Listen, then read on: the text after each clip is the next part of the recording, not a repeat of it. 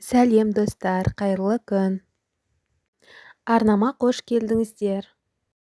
Бүгін біз сіздермен болонезе соусы мен спагетти жасайтын боламыз. Ол үшін алдымен қызып тұрған майымызға алдымен дайындалған жуамызды, кейіннен чесногымызды салып қуырып аламыз.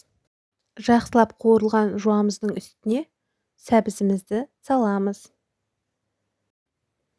Мен алдын ала осылай кубиктеп көкөністерімді турап алдым. Енді кезекте жақсылап шыжғырылған сәбізіміздің үстіне фаршымызды салып қуырамыз. Ары қарай томатымызды, тұзымызды және де дәмдеуішімізді салып жақсылап араластырамыз.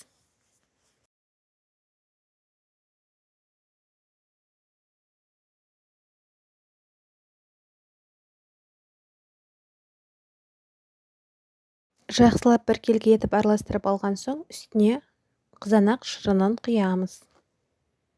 Соусымызды бетін жауып 1 сағатқа қоямыз. Ендігі кезекте спагеттиларымызды пісіріп аламыз. Ол үшін қайнап тұрған суымызға спагеттиімізді салып піскенін күтеміз.